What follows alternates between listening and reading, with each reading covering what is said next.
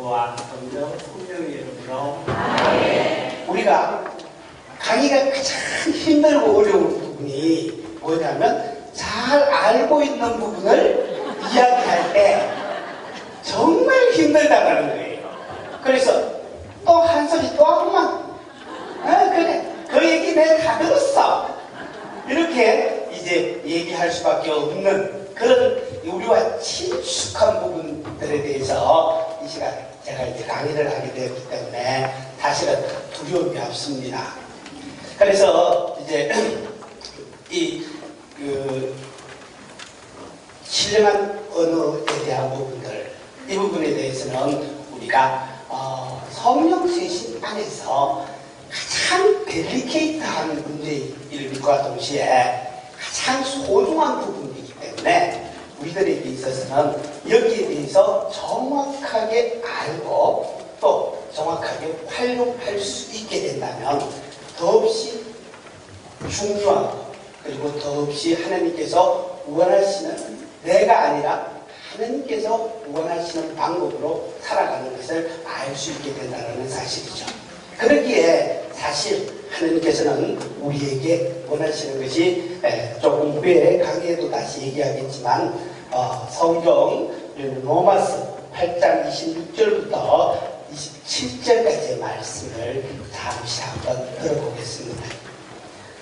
자, 이와 같이 성령께서도 나약한 우리를 도와주십니다. 우리는 올바른 방식으로 기도할 줄 모르지만 성령께서는 몸소 말로 다 할 수 없이 탄식하시며 우리를 대신하여 간구해 주십니다. 마음속까지 살펴보시는 분께서는 이러한 성령의 생각이 무엇인지를 아십니다. 성령께서 하늘의 뜻에 따라 성도들을 위하여 간구하기 때문입니다. 그래요. 우리는 참으로 성령께서 우리를 위해서 간구해 주시는 그 애틋한 기도인 신령한 은혜가 왜 그리고 델리케이트한 문제인가 하는 부분입니다. 그래서 이제 우리는 가끔 여러분들 그런 말씀을 들어보셨는지 모르겠는데 본당에서 성령 세신에 대해서 잘 알고 있는 본당 식구님이나 그 주변님들께서는요, 그래, 신령한 언어도 그렇기도 하고 또 열심히 하기를 바라십니다. 그런데 많은 분들이 그런 얘기를 합니다. 제가 이런 얘기를 하면 우리 신부님들을 깎아내리는 것처럼 보여질 수도 있는데 신부님들께서 그렇게 얘기하시거든. 나 성경 몰라? 그러면서 이제 당신들께서 성령이라면 가장 확실하게 받으신 분들이심에도 불구하고 그렇게 표현을 하시는 소리를 들을 때마다 참 가슴이 아파요. 그뿐만이 아니라 자, 본당에서 기도회를 하겠다 이렇게 하면 그래? 기도회 좋지? 해. 그 대신 그 신령한 음악하고 가는 샤라샤라라라라 그런 거 좀 하지 마. 그거 안 하면 얼마든지 해도 좋아. 이제 그렇게 이제 얘기를 하신단 말이에요. 그 얘기를 들었는데 이제 얼마 전에 우리 이제 브라질에서 왔던 위로원님 선교사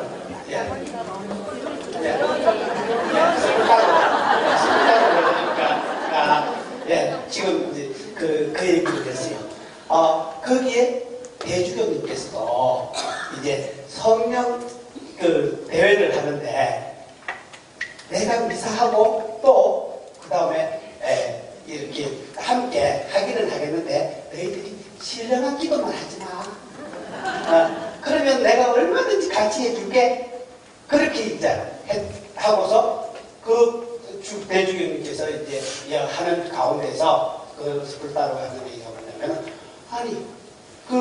그렇기 때문에 자기는 신령한 기도도 안 했고 그 다음에 주교님께서 원하신 대로 조용히 있었는데 나중에 주교님께서 그것이 꼭 필요하다 그러니 해라 하고 이제 명령하셨을 뿐만이 아니라 당신 자신을 또 거기에 빠져가지고 이제 성령 쇄신을 위해서 열심히 한다라는 얘기를 이렇게 해주셨어요. 그렇듯이 사실은 이 신령한 언어라는 것이 그만큼 우리에게도 소중한 부분임에도 불구하고 우리들에게 이제 드러나고 있는 모습은 가장 방해적인 요소 가운데 하나라는 사실이죠. 이런 측면에서 이제 보면 우리는 무엇 때문에 그런가? 사실은 이 하느님 성령께서 하시는 언어이지만 우리에게는 낯설다라는 거예요. 그렇기 때문에 우리들이 그 낯설에 대한 것들이 쉽게 받아들여진다는 것은 그렇게 쉽지가 않아요.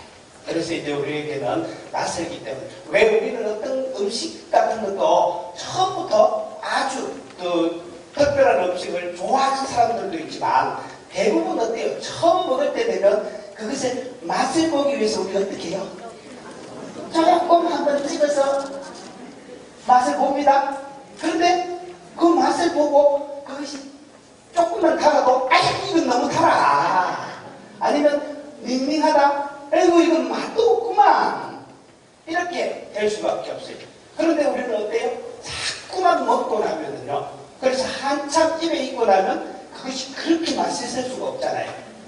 여러분들 이제 그런 모습들이 우리에게 이루어지는 것이죠.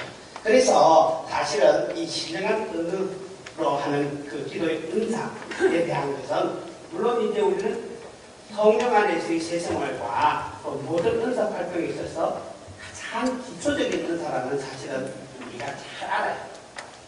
그리고 또한 다른 모든 봉사 은총을 받거나 이제 또 성장시키는데 도움을 준다는 것을 우리는 너무나 잘 압니다.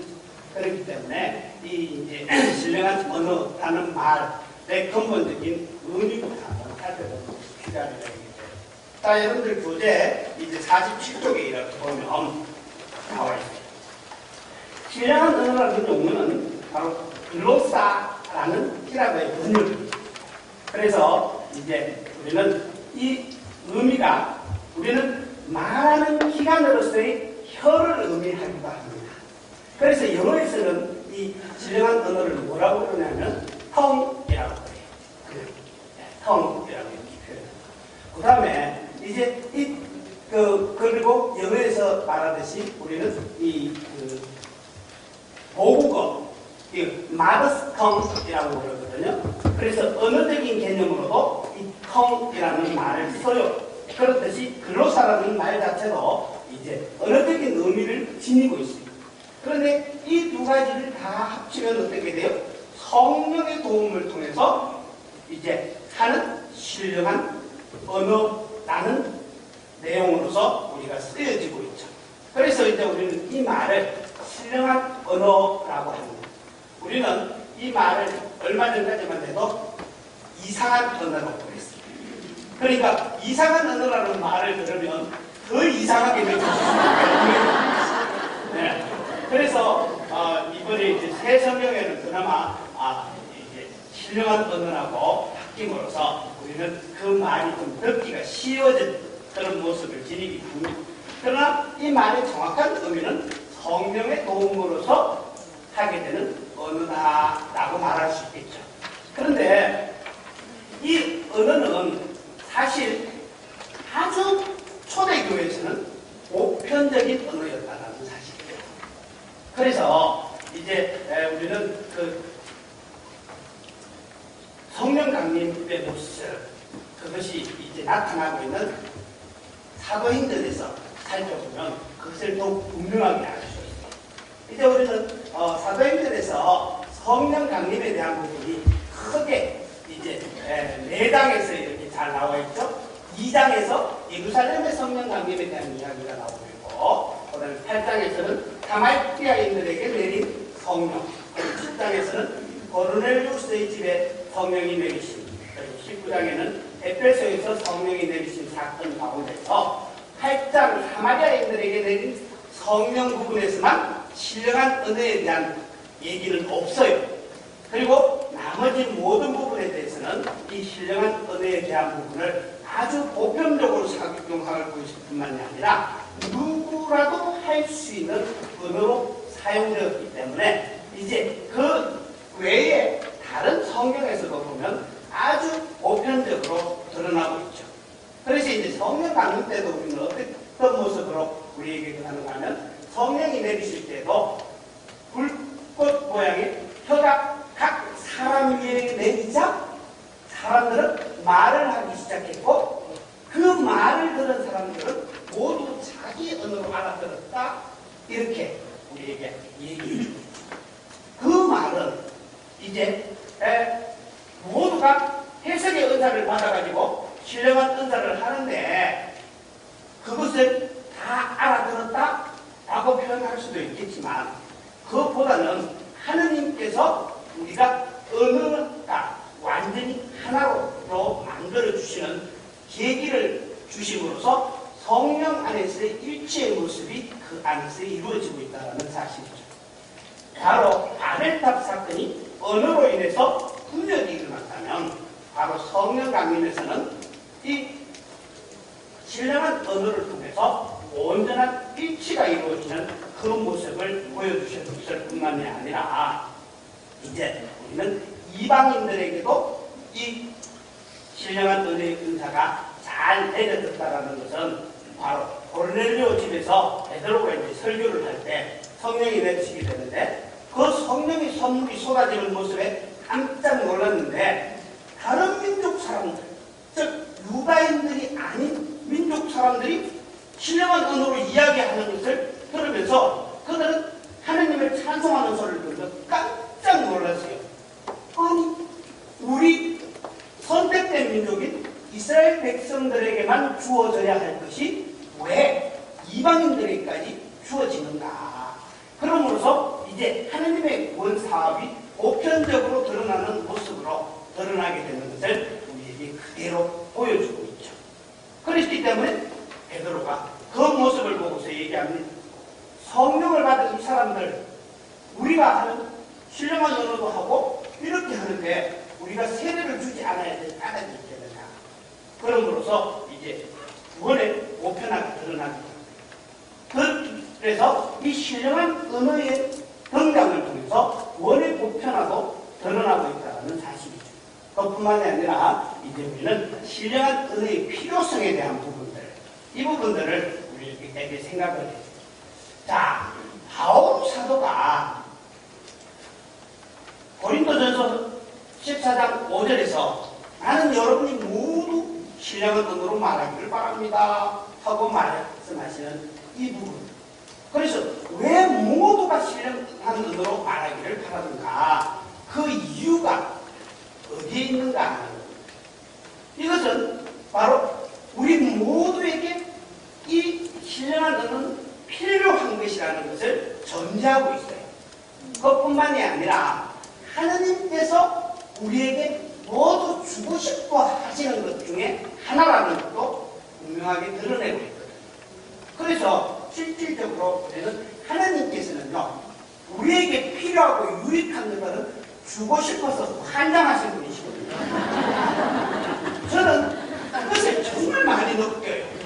하나님께서는 우리에게 필요하고 우리에게 아주 유익한 것을요, 어떤 방법으로서든지 주려고 해요. 그런데 이제 왜 우리가 못 받는가 하면 사실은 우리의 자유 의지를 사랑하시는 하나님께서는 우리가 동의를 할 때 그것을 받아들인다는 사실, 받아주실 수 있다는 것이죠. 바로 그 부분 때문에 이제 주어지는데, 그렇기 때문에 이 신령한 언어야말로 모두에게 필요한 것이다 라고 말할 수 있죠. 그래서 초대교회에서는 참으로 널리 퍼져 있고, 모든 사람들이 다 그리스도인이라고 하면, 성령 세례를 받은 그리스도인이라고 하면 다 했던 거예요. 그런데 왜 우리는 오늘날에는 그만큼 약화되었는가? 그래도요, 사실은 이 신령한 언어 부분, 이건 제 개인적인 생각입니다만, 가톨릭 교회 안에서는요, 제가 좀 험한 말을 쓰겠습니다. 성령 세신의 세미나에 오면 90% 이상은 누구나 다 하도록 주세요. 그런데 개신교에서는요, 자기네들이 말하는 이 당연이라는 것을 받기 위해서는요, 얼마나 노력을 많이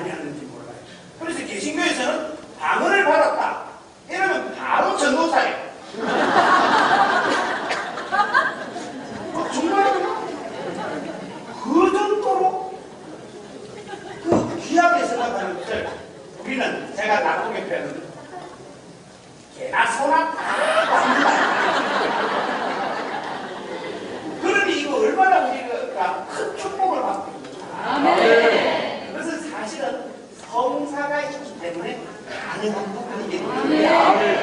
네, 그것을 다 얘기할 수 있는 시간은 없기 때문에. 그런데 이렇게 해왔던 것들이 이제 2세기 이후에 약화가 되기 시작하죠. 왜 그렇게 됩니까? 그것은 바로 신령한 은혜의 은사를 남용했던 그 몬타니즘 때문에. 그 몬타누스라는 자가 이방인이었습니다. 그리고 그는 이제 성령 세례를 받고 그리스도인으로 이렇게 되었는데, 그가 이제 성령의 은사를 많이 받았어요. 그러다 보니까 마치 사도행전 8장에 나오는 시몬과 비슷한 모습이에요. 시몬이 어떻게 해요? 바로 시몬은요, 사도들이 안수해주자 성령이 내리는 것을 보고는 어떻게 합니까? 돈을 가지고 와서, 아이고 저에게도요 안수하면 성령이 내리도록 좀 해주십시오 라고 청하잖아요. 그렇게 청하는 모습들을 보여줬듯이 바로 이 몬타니누스가 뭐를 하느냐면 그 요한복음 그 14장 26절 그리고 16장 7절에 나오는 파라클리토스 성령, 네, 그 성령이 자기 안에서 육화되었다라고 말하면서 이제 그 성령보다도 자기가 하는 말이 더 소중한 것이기 때문에 자기 말에 절대적인 권위가 있다라고 말하는 그 몬타니즘으로 인해서 그 이단이 생김으로 인해서 그들을 배척하는 과정 속에서 신령한 언어가 점점 줄어들게 되었다는 거예요. 그 시대에 그렇게 줄어들었듯이 오늘날에도 우리는 성령 쇄신을 하면서 문제를 가져오는 은사 활용이나 또 신령한 언어 이런 것들로 인해서 문제가 되는 모습들을 우리는 너무나 많이 보죠. 그 대표적인 부분들이 무엇 때문에 그러냐면 은사를 받았다라고 하는 사람들이 그 은사를 마치 시모니아를 하듯이 거룩한 것을 돈으로 팔아넘기는 모습들을 너무나 많이 보잖아요. 그래서 우리들 자신들이 그런 문제로 인해서 시부님들이나 또 주변인들이 그 대표적으로 우리에게 낯선 신령한 언어를 이제 그것만 안 하면 된다 라고 말하게 되는 그런 요소들을 이제 지니게 되죠. 이제 그랬던 것이 사실은 20세기를 통해서 다시 우리에게 다가오는 것은 성령 쇄신의 역사 안에서 분명하게 잘 드러나고 있죠. 그래서 이제 20세기에 들어와서 다시 신령한 언어를 체험하게 됩니다. 자, 그렇게 이제 체험하게 되는 것들이 물론 교황 베오 13세에 의해서 이제 우리는 성령 순간을 또 성령 강림들을 맞춰서 기도하도록 해왔고 또 무엇보다도 그 제2차 바티칸 공의에서 성령에 대한 교리와 성령의 은사를 재정립하는 그런 기회를 이제 만들게 되었죠. 그렇게 하고 난 이후에 1967년에 가톨릭 교회에서는 미국 펜실베니아 피츠버그 듀케인 대학에서 이제 젊은이 주말 기도에서 가톨릭 신자들이 성령 체험을 하면서 그때 신령한 언어가 다시 이제 드러나게 되면서 전 세계로 펴져나가면서 내년이면 몇 주년 되나요? 우리 50주년이 되죠. 바로 그런 모습들이 이제 일어나게 되는 것이죠.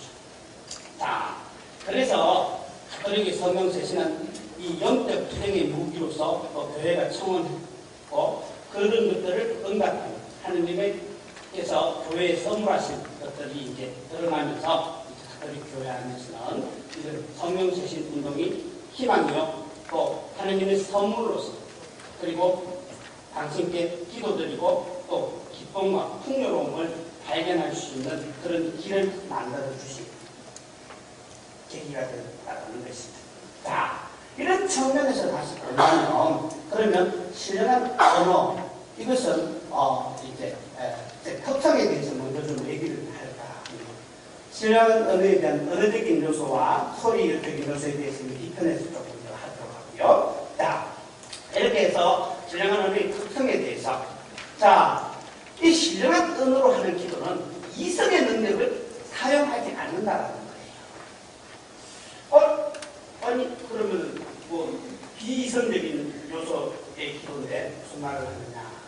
네, 그렇게 이제 조금 전에 제가 그 로마서에서 얘기했듯이 이제 우리가 우리의 혀와 이제 혀를 성령께 열리면 성령께서 하시는 기도이기 때문에 우리가 그 기도의 내용을 알아듣지 못한다는 거예요.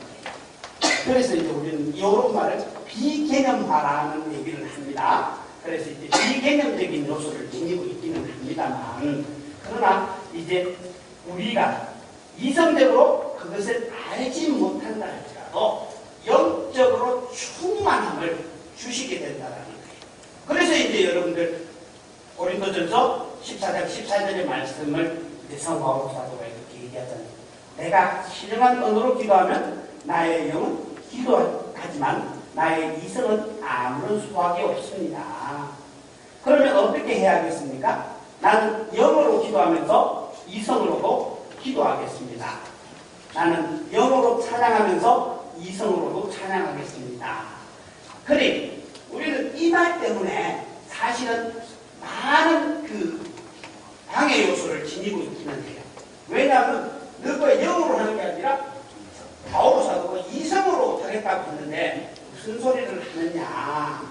그래서 우리는 이성적으로 그것을 알지 못하지만 영적으로 충만하게 해주심으로써 이제 우리는 이 신령한 언어의 기도가 그 혼미한 상태나 인사불성의 상태로 하는 기도가 아니라 우리의 이성이 그대로 작용하고 있는 상태에서 기도하고 있다는 거예요.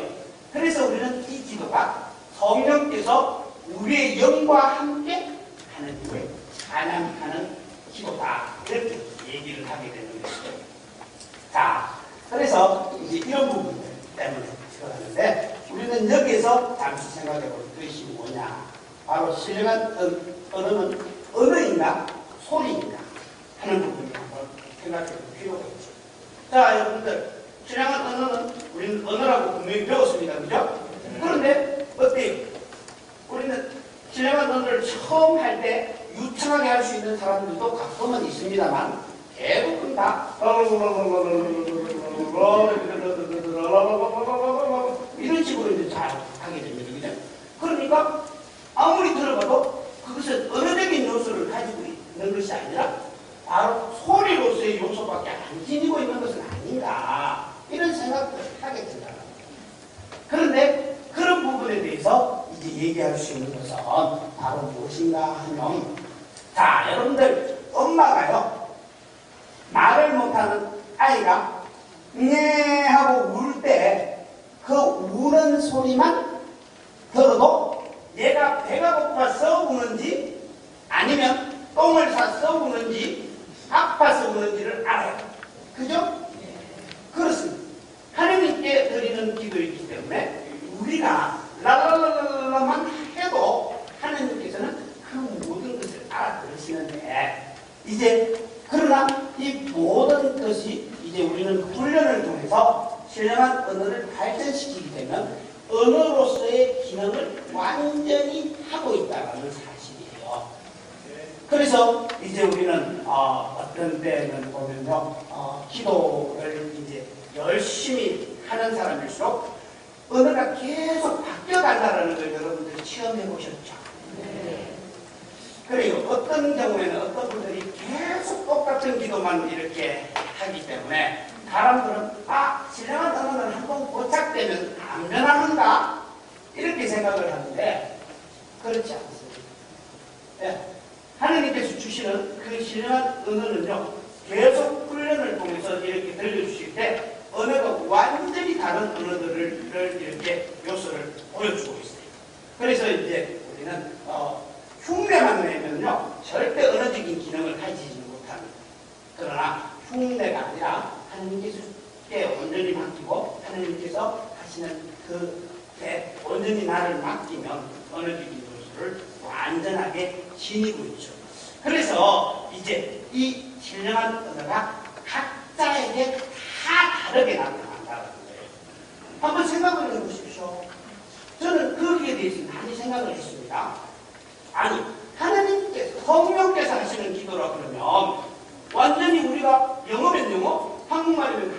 것처럼 사람들이 같이 해야 그게 하느님께서 주시는 것이지. 그런 생각이 딱 들 수 있죠. 그런데 이제 하느님께서 주시는데 여러분들 100이면 100 다 다르겠죠. 다양성 속에서 일치를 이렇게 주시는 하느님의 뜻은 무엇인가? 바로 이제 우리 한 사람 한 사람에게 개개인을 사랑하시는 하느님께서는 우리에게 고유한 것을 주심으로써 우리가 하느님과 하나가 될 수 있도록 해준다는 사실이에요. 그 점들을 생각하면 좋겠죠. 그래서 이것이 만일에 우리가 사람들에게 하는 얘기가 된다 그러면 어떨까요? 그것은 분명하게 똑같은 형태로 이루어져야 될 거예요. 예를 들어서 신령한 언어로 사람, 여러분, 안무, 이래서 제가 앞뒤 말했습니다. 이거는 그 안무, 이래서는 그냥 전부 다 안무로 해야 될 거 아니에요. 그죠? 그러나 그것이 아니라 바로 하느님께 드리는 말씀이기 때문에 당신 성령께서 우리가 가지고 있는 특성들, 그래서 우리는 어때요? 제 목소리를 여러분들 멀리서 들고 저 목소리 듣던 목소리인데 알잖아요. 그죠? 그렇게 하나님께서는 각자에게 특성을 주시는 그런 언어가 된다는 사실이죠. 자, 그래서 이제 우리는 이 신령한 언어에 대해서는 사실은 우리가 우리들은 그 내용을 알아듣지를 못해요. 그래서 이제 이 신령한 언어를 하는 기도에 이제 전체적으로 다 알아듣는 사람은 없었는데 언젠가 한번 어떤 수녀님께서 저에게 그 얘기를 하셨어요. 신부님이 신령한 언어의 기도를 하시는데 찬미와 영광에 대한 소리를 계속 하시는 것을 들었다. 그러면서 자기에게 자기의 이름을 부르더니 하나님께 모든 것을 맡겨라는 얘기를 하더라는 거예요. 그래서 자기는 깜짝 놀랐다. 그런 얘기를 했는데 바로 이 찬미와 영광을 드리는 것이 분명할 뿐만이 아니라 그 내용에 대해서는 잘 모르기는 합니다. 우리는. 그러나 하느님께서는 그 내용을 다 알아들으시기 때문에 저는 이렇게 신령한 언어로 기도하는 것. 그것은 정말 나의 마음을 하느님 안에서 자유롭게 표현하는 언어가 되는 것이죠. 사실은요, 우리가 가지고 있는 언어로서 다 표현을 할 수 있을까 하고 하면 여러분들 생각해 보십시오. 통계에 의하면 우리는요, 언어로서 표현할 수 있는 것은 38%만 할 수 있다고 합니다. 그리고 나머지 62%는요, 제스처나 다른 어태어 그런 것들을 사용해서 전부 전하고 있다고 하더라고요. 그리고 우리가 말로 표현하지 못해서 답답해할 때가 한두 번이 아니죠. 그죠? 아휴, 내가 이렇게 맞춰야 되는데 계속 보이잖아요. 그런데 우리가 이 신령한 언어는 하느님께서 하시는 것이기 때문에 우리가 하느님께 맡기기만 하면 하느님, 성령께서 하느님께 모든 것을 전해주니까 우리의 생각대로 완전히 자유롭게 다 전해주는 그런 언어가 되는 것이죠. 그래서 언어의 한계를 모두 극복하고 넘겨주시는 그런 모습을 지니고 있다는 것이죠. 그래서 사실은 이제 제가 또 얘기했지만 우리는 하나님께 기도를 드릴 때에 단지 발성기능만을 하는 성령께 내어드리면 하나님의 현존의 능력으로서 신령한 언어의 기도를 하게 되는 것이죠. 그래서 우리는 그렇지만 우리가 신령한 언어로 하나님께 기도하고 있다는 것을 알지만 그것이 무엇인지 의미는 모른다 할지라도 내 영적으로 그것을 채워주신다는 것. 그렇지만 우리는요, 이렇게 영적으로 채워주기 때문에 이성이 작용을 하지 않느냐 하고 생각을 해보면 그건 또 아니라는 사실이에요. 왜냐? 우리가 자유롭게 조절할 수 있도록 하느님께서는 우리에게 주셨거든요. 그래서 여러분들 이 신령한 언어로 기도할 때 어때요? 마침과 시작과 마침은 어때요? 내가 언제든지 할 수 있고 언제든지 마무리할 수 있어요. 그죠? 예. 그것뿐만이 아니라 소리도 조절됩니다. 뭐 언젠가 한 번은 아주 어떤 분이 안수를 했는데 이거 공개가 안 되는 거예요. 그래서 이제 공개가 안 되는 그 모습을 딱 보면서 그래서 이제 그분께 같이 기도해 주면서 공개할 수 있게 절차 청하십시오 라고 했더니 그래서 처음에는 그게 안 돼요. 한참 동안 안 되더니 이제 그 조금 더 시간이 지나고 나니까 이렇게 조절이 되더라고요. 그래서 이제 그런 모습들도 사실은 우리의 이성으로 조절하는 거예요. 그래서 이제 우리는 우리들이 진정한 언어의 구조나 아니면 우리가 만들어내거나 이렇게 할 수 있어요? 못합니다. 사실은. 그냥 그러나 소리의 고저단가는 우리가 조절할 수 있어요. 제가 사실은 이 신령한 언어 부분을요, 그거 하면서 좀, 많이 성장시키고 싶고요. 그 다음에 또, 정말 이게 신령한 언어가 하느님께서 하시는 기도인가? 그렇다면 어떻게 할 건가? 제가 어디까지 해봤느냐면, 우리는 기억력 이끈 가나다라 마법사, 이렇게 하죠. 그 다음에 이제, 그 다음에 영어로도 이렇게 어떻게 했느냐면, 이제, 가의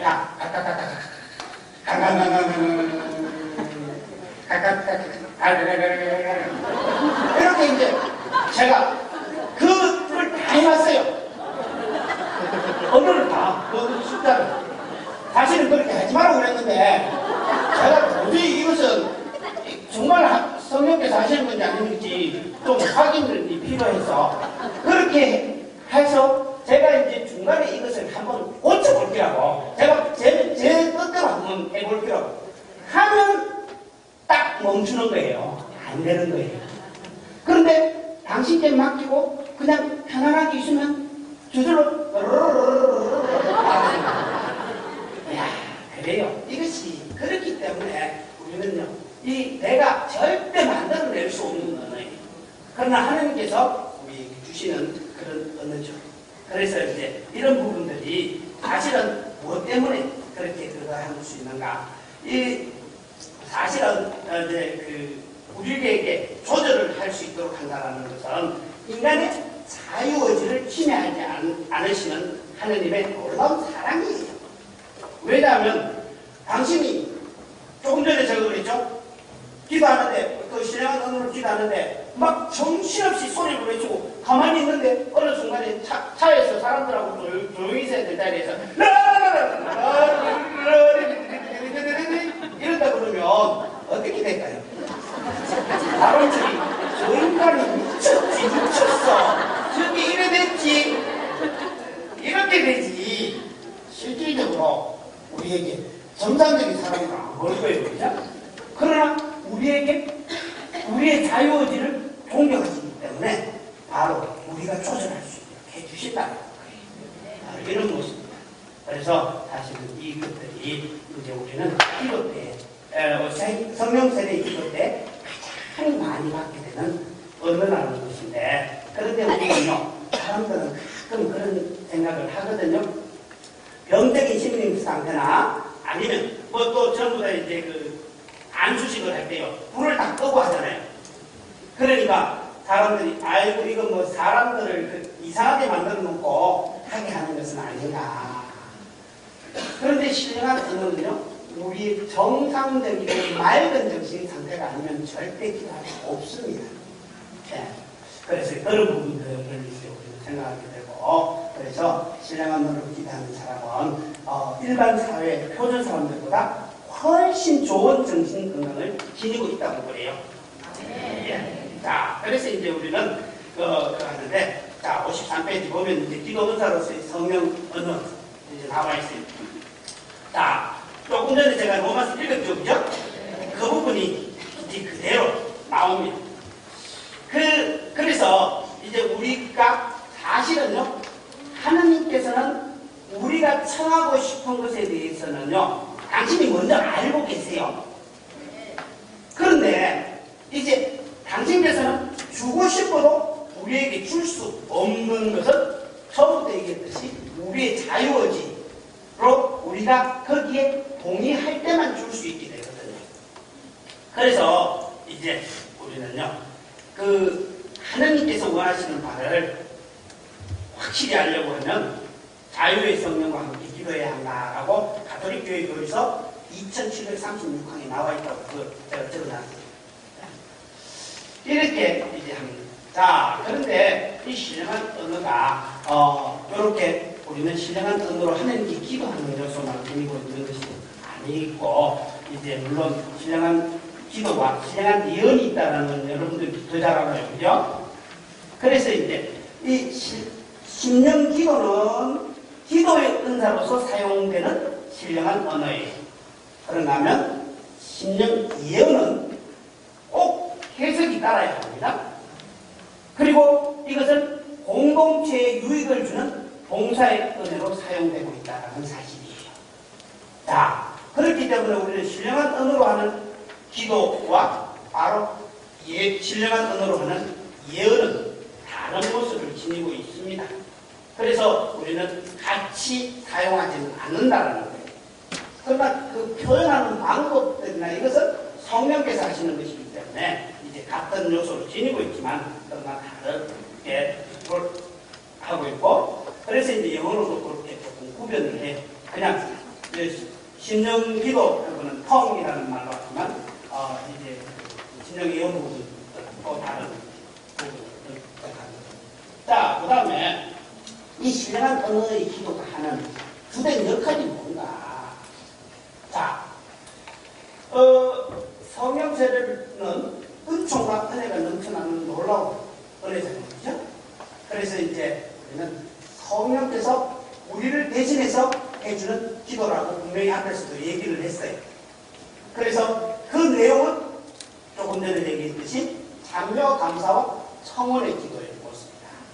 그런데 우리는 이 신령한 언어 기도 자체가 완상 기도의 은혜를 지니고 있다는 거예요. 이 부분이 우리에게 있어서는 매우 중요한 부분이라고 생각합니다. 자, 신령한 언어는 비개념적인 기도라고 얘기했죠.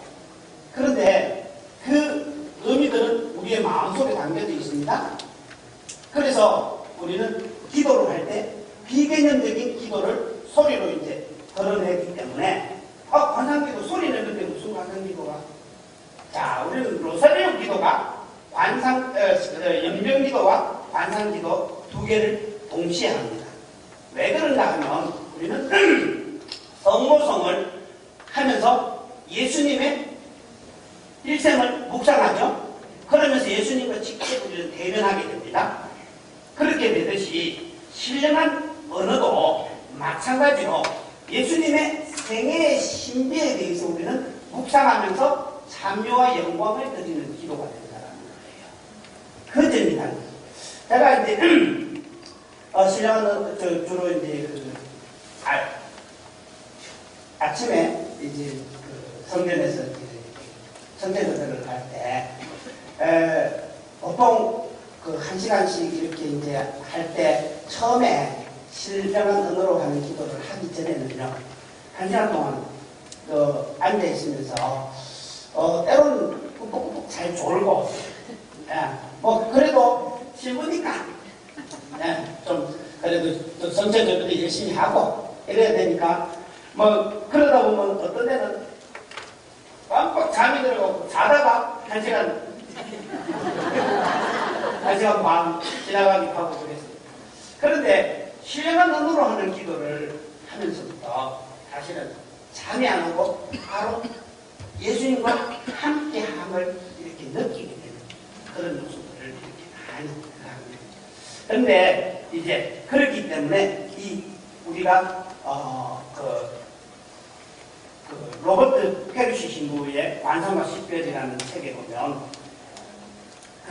이제 우리가 가지는 그 관상적인 요소 때문에 내가 관심을 가지는 것은 하느님께, 즉 예수님께 말하는 데 있는 것이 아니라 내가 바라보는 주님께 있다라고 표현을 하고 있어요.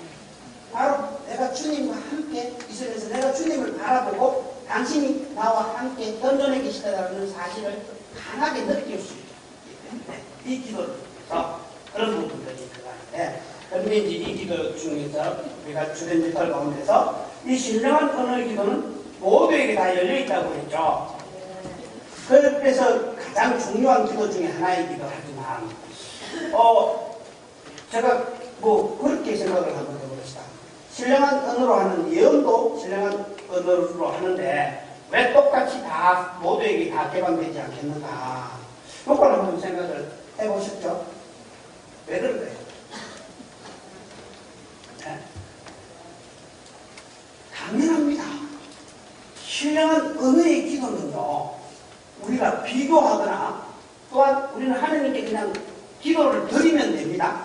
그러나 신령한 예언이 이제 공동체 모두에게 유익함을 주든지 아니면 이제 거기에 그것 때문에 문제가 생길 수가 있는데, 너도 나도 다 예언한다고 났으면 어떻게 되겠어요? 뒤죽박죽이 되어가지고 완전히 세상이 혼동 속으로 들어갈 수밖에 없어요. 카오스 상태가 될 수밖에 없는 거예요. 그러니 이 신령한 언어의 예언 은사는 다 주어지지 않지만 신령한 언어의 은사는 모두에게 다 열려져 있는 것이죠. 네, 그러면서 이제 우리는 저는 이 신령한 노래에 대해서도 좀 한번 사용을 해보는 것이 얼마나 좋겠는가. 네, 이 신령한 노래에 대한 것은 우리가 그 교재 제가 적어놓은 것이 그 프사로라는 헬라어예요. 그래서 성령과 깊은 일치 가운데서 하는 찬양의 의미를 지니고 있는데, 영적인 무아 상태에서 노래하다, 가락을 짚다, 그리고 심령으로 드리는 노래라고 표현을 할 수 있는데, 이 신령한 언어로 하는 이 감사 기도를 드리는 방법, 이것이 언어로뿐만이 아니라 멜로디로서 이 은사적인 성령의 요소가 우리에게 주어진다는 거예요. 그러면 사실은 우리가 일반 기도에 배가 되는 힘을 짓는 것이 성가라고 배웠어요. 그죠? 네, 그렇듯이 이제 이 신령한 노래로 하는 기도를 이렇게 하나님께서 주시게 되는데, 제가 이 신령한 노래 때문에 사실은 참 고심을 많이 했습니다. 신령한 언어의 기도는 제가 이제 처음에 신령한 성의자 묵상회를 하고, 그때는 뭐 따라하라고 해서 따라해서 랄랄랄랄 하라고 왔는데 뭐 된다 이런 얘기를 들었지만, 사실은 뒤에 제가 운전하는 가운데 갑자기 이렇게 주셨어요. 그런 제가 정확하게 이제 인식할 수 있도록. 그런데 제가 신령한 노래를 하려고 그렇게 노력을 해서 안 되는 거예요.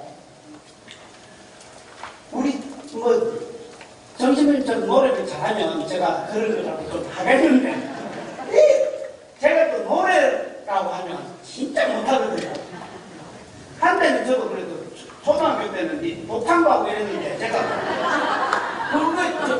이 성대를 다치고 나서 제가 노래를 못했어요. 남들이 제 목소리 때문에 너 옆에 있으면 옆에서 말하려고 야 됐다 말하지 마라 이럴 정도였기 때문에, 그래서 이제 노래하는 것이 참 힘들었어요. 그래서 아이고 하나님께서 나에게는 막 영감을 안 주는가 보다 이렇게 이제 체념을 하고 살았습니다. 그런데 이제 제가 10년 동안을 그렇게 이제 노력을 했는데 사실은 안 줬어요. 안 줬는데 제가 이제 전담 사제가 딱 돼가지고 순간적으로 기도를 하면서 아이고 예수님 다른 건 몰라도 그래도 정말 신령한 노래는 좀 주면 좋겠습니다. 이렇게 이제 딱 하는데 해라. 아무 딱 진짜 그렇게 하는데 해라. 그 다음에 제가 이렇게 하는데 쫙 나오는 거예요. 그래서 지금은 그래도 뭐 하여튼 용감하게 잘할 수 있어요. 혼자서 노래는 잘 못해도 신령한 노래는 할 수 있거든요. 바로 이런 모습들이 하나님께서 주시기 때문에 가능할 수 있고, 그런데 이제 이 신령한 노래는 하나님께서 우리에게 멜로디까지도 잘 주시거든요. 네, 그렇기 때문에 그러면서 이제 단어들도 이렇게 주시더라고요. 이제 점점 그가면서 그렇게 이제 그 단어들을 이렇게 주심으로써 더 이제 하죠. 그러면서 당신이 옆에 계시는 것처럼 이렇게 더 느끼게 되고 이런 부분입니다. 그렇기 때문에 사실은 이 신령한 노래와 신령한 언어가 합쳐지면 우리가 환상적인 아름다운 조화가 이루어지는 것이죠. 바로 그런 것들이 우리가 만들어 놓은 악보를 보고 하는 것이 아니라 성령께서 우리에게 주시는 노래를 통해서. 그런데 사실 우리는 여기에 오신 분들은 뭐 못하시는 분이 없습니다. 그죠? 그렇지만 우리에게 있어서 여기 신령한 노래나 신령한 언어로 하지 못하는 사람들이 기도에 참여할 수 없는가. 사실은 우리 참 데리케이트한 문제잖아요. 네, 그래서 이제 그거 하는데 사실은 참여할 수 있습니다. 그럼에도 불구하고 우리는 자꾸 주저주저해요. 그래서 우리는 이성의 언어로서 그냥 계속 해도 됩니다. 누구처럼 또 신령한 언어 하도 해라고 하니까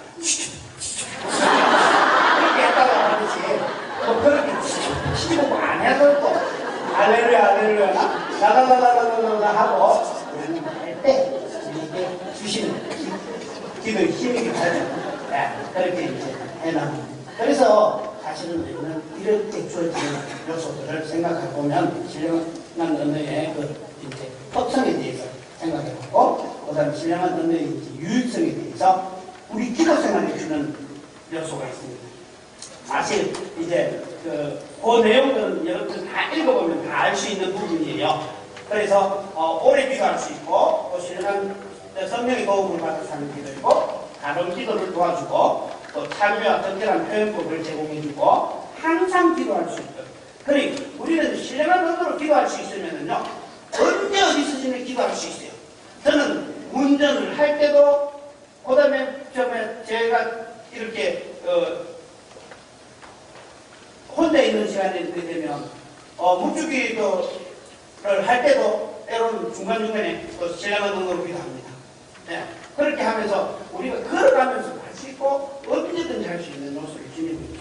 거기에다가 완전 기도 요구까지 주고 있으니까 얼마나 좋아요. 자, 그렇게 이제 기도 생활에 이제 도움을 주는데 사실은 여러분들이 저하고 이제 미사를 보셔서 알고 있듯이 여러분들이 제가 이제 미사를 드릴 때 항상 웃습니다. 그래서 이제 어떤 사람들이 어떤 본당에 가니까 그런 표현을 합니다. 지금 살인미소입니다. 살인미소. 혹시 살인미소 빠져서 죽으면 큰일 납니다. 그러지 마시고. 네, 그런데 이제 제가 그 은사를 어떻게 받았는지를 알게 되는 게 이 신령한 은혜가 있어요. 제가 이제 성인대 수도는 묵상회를 다녀와서 신령한 언어로 하는 기도를 계속 해라고 하길래 근데 개별적으로 이제 계속 좀 했어요. 계속적으로 하면서 그럼 이 산에서 어떻게 설 수 있을까 이렇게 이제 생각을 하다가 그냥 선택 때 이 부분을 서는데 하면 되겠다. 그래서 이제 제가 그냥 선택 때 하기 시작했어요. 그건 뭐 소리를 내서 하는 게 아니고 우리 성경미사 때는 소리를 내서 하지만 본당에서는 그럴 수 없다는. 그러니까 어떻게 합니까? 선택을 그냥 선택을 하면서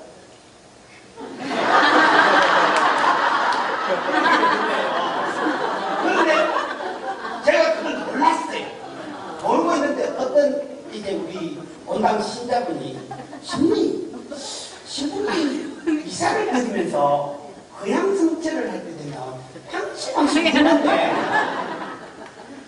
아무리 봐도 윤성은 아니고 보기가 너무 좋은 웃음을 웃는데 뭐 때문에 웃는지 모르는데 하여튼 신비합니다 이렇게 하면서 저에게 얘기를 해주는 거예요. 그러면서 이제 제가 그걸 의식하기 시작했어요. 의식하면서 딱 제가 느껴본 거죠. 그러니까 제가 보니까 진짜 확실히 그래서 이 요소가 어떻게 된가 하고 이제 보니까 제가 이 그냥 성체를 하면서 신령한 언어를 기도를 할 때 하느님의 현존이 느껴지기 시작합니다. 네. 그러니까 예수님을 바라보니까 기쁜 거예요. 네. 그 요소들이 이제 드러나는 것이 바로 우리 기도 생활 안에서도 또 제가 미사를 정말 그렇게 방시방시 웃으면서 할 수 있는지 그렇게 하면서 이제 그 요소들이 지금까지 계속 한 20년이 다 돼갑니다. 한 17년 정도 되는데 그렇게 하면서 자, 그리고 이 신령한 언어는 우리 그 신앙생활에 이렇게 도움을 주죠. 주님의 현존의 확신에 대한 것, 그리고 성화시킵니다. 정말 이 성화 부분은요, 우리는 정말 그게 해야 되는데, 우리는요, 교만해지기 쉽습니다. 은사를 받은 사람들은 특히 교만해지기 쉽거든요. 그래서 그 은사적인 질투가 벌어지는 것이 제일 무서워요. 여러분들, 그래서 그 봉사하는 여러분들 안에서 그냥 보면 꼴도 보기 싫은 인간들이 얼마나 많아요. 그뿐만이 아니라 저 인간만 없으면 내가 살 것 같은데. 그런데 그런 것들이요, 사실은요, 왜 그런가 하면은 영적 질투 때문에 그래요. 그 영적 질투라는 것은 내가 교만하면 교만할수록 커지는 거죠. 그런데 겸손해지면, 우리는 신령한 은으로 하나님과 하나가 되면 겸손해질 수 있어요. 우리 신부님께서 조금 앞 시간에 정말 낮아지는 영성을 보여주셨듯이, 우리는 신령한 은혜를 통해서요, 얼마든지 자신을 낮출 수도 있어요. 왜? 내가 하는 기도 같으면요, 내가 자랑할 만하죠. 그러나 성령께서 하시는 기도이기 때문에 그 기도를 통해서 우리는 겸손해질 수 있죠. 그래서 봉사원사를 개발하고 영적 투쟁의 무기가 된 뿐만 아니라 이 신령한 은혜는 평화와 기쁨을 줍니다. 그뿐만이 아니라 이제 내적 치유를 엄청나게 줘요. 저는 사람들이 제게 면담을 와서 할 때 신령한 눈으로 기도해 주면서 느끼게 되는 것이, 내적 치유가 일어나는 모습이 정말 눈에 보여요. 그뿐만이 아니라 이제 영적인 부분도, 지모님 조금 전에도 또 구마 얘기가 나왔는데, 결국은 오늘 1, 2, 3강에 다 구마 얘기는 또 다 나오게 되는데, 이 구마 부분에서요, 신령한 언어로 기도하고 노래를 할 때, 제가 기도해 줄 때 가장 힘들고 괴로운 거예요. 그런데 우리가 고함을 치고 큰 소리를 친다고 사탄이 나가지가 않아요. 대부분. 그러면 어떻게? 바로 참회를 하는 순간 그 대상자가 참회를 하고, 그 다음에 마음을 여는 순간에요, 완전히 쉽게 빠져나가요. 그렇게 발악하고 하던 그런 사람들도요, 자신이 참여하면서 하느님 안에서 용서해야 될 일이 있는 그런 것들을 용서하고 나면은 바로 빠져나가요. 그런 요소들이 진짜. 그런데 진짜 구마가 얼마나 어려운가 하면, 제가 4년간 계속 하고 있는 사람도 있어요. 그런데 그 경우에는 본인이 예수님께서 자기 안에 있다고 생각하는 사람이에요. 그러니까 계속 안 되는 거예요. 그런데 제가 그 당신은 구마답니다 하고 말할 수도 없고요. 그래서 계속 기도하면서 지금 하고 있는데 정말 힘들어요. 그런 부분 앞으로 몇 년을 더 해야 할지는 저도 당장 못합니다만, 그러나 우리는 겸손하고 내가 회개하고 할 때 이 영적인 그 신령한 언어를 통해서 그렇게 될 때 우리는 이 신령한 언어가 굉장한 무기가 된다는 거. 그래서 우리는 어떤 것도 큰 힘이 됩니다. 신령한 기도가 공동체에 주는 유익은 기도의 유익함을 주고, 교회의 성장을 도와주고, 성령의 능력에 대한 봉사를 할 수 있도록 하고, 공동체를 위한 중재기도를 합니다. 59페이지까지 다 왔어요. 그 다음에 이제 나머지 부분은 여러분들이 하도 또 본당에서 많이 듣던 부분이기 때문에 시간이 지나서 제가 계속 하지 않겠습니다. 여러분들, 그래서 제가 적어 놓았으니까 이 부분에 대해서 이제 잘 사용하되, 언제나 우리는 신령한 언어를 사용할 때 있어서 제가 드리고 싶은 것은 한 가지, 우리는 분별 있게 사용해야 합니다. 조금 전에 제가 얘기를 했죠.